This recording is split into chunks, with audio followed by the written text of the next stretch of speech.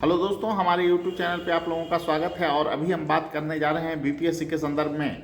देखिए, बहुत सारे लोगों का फ़ोन आ रहा था कि सर ऑडिटर एग्ज़ाम के संदर्भ में कि मुख्य परीक्षा का आयोजन कब होगा।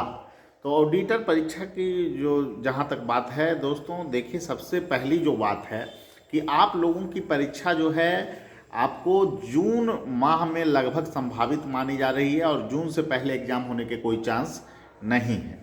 तो कम से कम जून तक का आपको समय है। और इसमें देखिए सबसे बड़ा चीज़ ये है कि आपको अप्रैल में भी पेपर है लगा हुआ, और सीडीपीओ का जो पेपर है उसमें देखिएगा तो सीट की संख्या बहुत ज़्यादा नहीं है।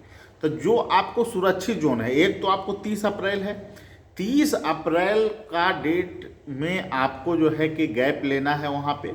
और वहाँ पे आपको जो कक्षा कर रहे हैं तो 10 अप्रैल के बाद आप बीपीएससी पे फोकस्ड हो जाइए। उसके बाद 30 अप्रैल को आप दीजिए। और सीडीपीओ के पेपर से बेहतर है कि जोखिम कम लेते हुए जो लोग अभी जॉब में नहीं हैं और फिर जिनके पास जो है कि आप उसमें जाना चाह रहे हैं, उनके लिए मैं कहूँगा 30 अप्रैल के बाद थोड़ा सा आप परिवर्तन कीजिए रणनीति में, और उसमें मेंस पर आपको फोकस होना पड़ेगा। क्योंकि अप्रैल के बाद देखिए मई और जून में कभी भी एग्ज़ाम आपका संभव हो सकता है।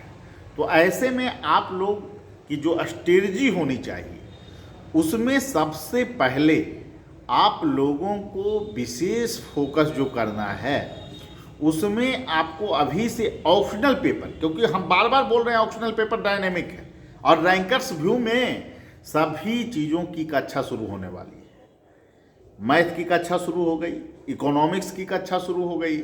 और ऐसा नहीं कि हम लोग ऐसे शिक्षक को रख रहे हैं कि जिससे आपको आए कल नहीं आए, ऐसा चीज़ नहीं है। और सभी टीचर योग पहली हमारी प्राथमिकता है।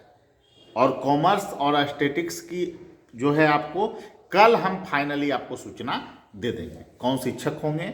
और जो है कि बात हमारी चल रही है और इस मुद्दे पर आपको सबसे बेहतरीन शिक्षक रैंकर्स भी उतारेंगे, ये हम दावे के साथ कहते हैं, चाहे कॉमर्स हो एस्थेटिक्स हो।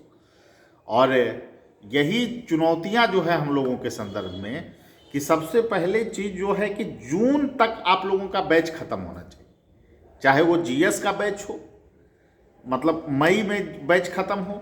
और मई में आपको जो है चुनौतियां ये है कि आपको सबसे पहले कॉमर्स हो, मैथ हो और इकोनॉमिक्स हो। और लड़कों को भी पढ़ने का टाइम मिलना चाहिए। ये नहीं कि आप डेली पढ़ा दे रहे हैं, बच्चे जो है कि उसको कवर ही नहीं कर पा रहे हैं, ये भी चीज़ नहीं होनी चाहिए।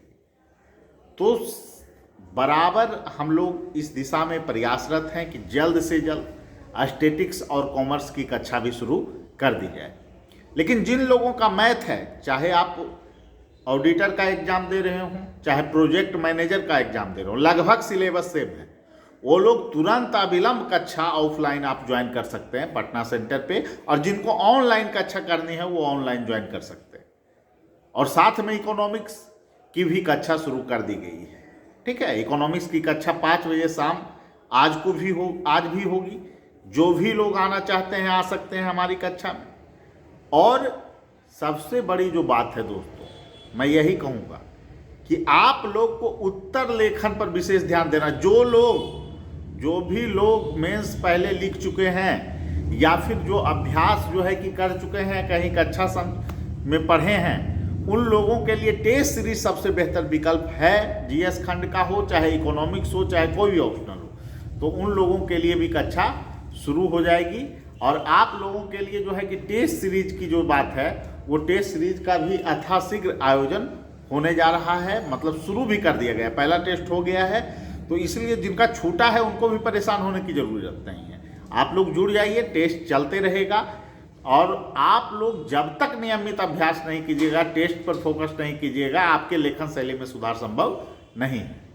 और रैंकर्स व्यू हमेशा जो है टेस्ट सीरीज में बेहतर प्रदर्शन छात्रों को करवाती आई है।